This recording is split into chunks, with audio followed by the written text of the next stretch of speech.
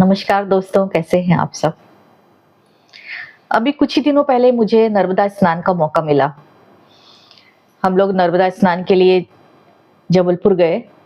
सब भाई-बहन मिलके हम लोगों ने नर्मदा स्नान किया और वहाँ से जब हम लौट रहे थे तो हमने देखा वहाँ घाट पर काफ़ी भीड़ है और महाप्रसाद बँट रहा है, भंडारा जिसको बोलते हैं वो हो रहा है और काफ़ी लंबी लाइन थी। लोग वहाँ पर बर्तन लेके खड़े हुए थे प्रसाद लेने के लिए।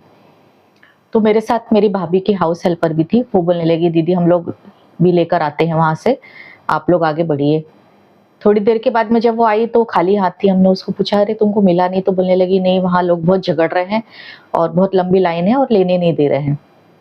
मैंने उसकी हेल्प के हिसाब से सोचा चलो मैं इसकी हेल्प करती हूँ और रिक्वेस्ट करती हूँ कि भाई ये गरीब महिला है, इसको दे दिया जाए।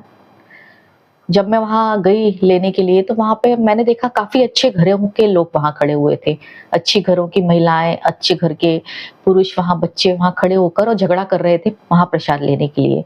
धक्कम-धुक्की कर रहे हैं और इतना ज़्यादा बटोर रहे थे कि जैसे कि लग रहा था कि इनको मालूम नहीं कितने दिनों से खाना नहीं मिला है, आगे के 2-3 दिन की खाने की ये प्लानिंग कर रहे हैं।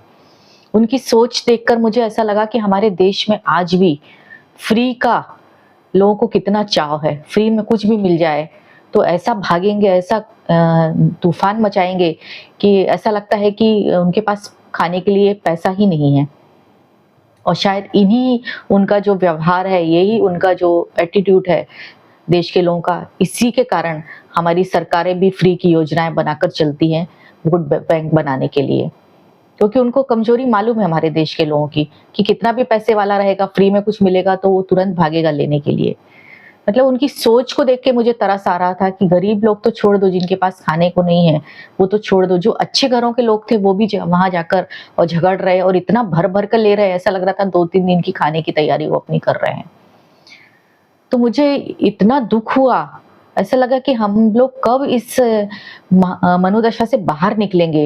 ये फ्री में जो बँट रहा है उसको बटोरने की मनोदशा से बाहर निकलेंगे और समझेंगे कि ये हमारे लिए नहीं है, ये उन लोगों के लिए है जिनको ज़रूरत है। अगर हमने ये समझ लिया, तो सच में बहुत सारी हमारे देश की समस्याएँ वैसे ही हल हो जाएँगी।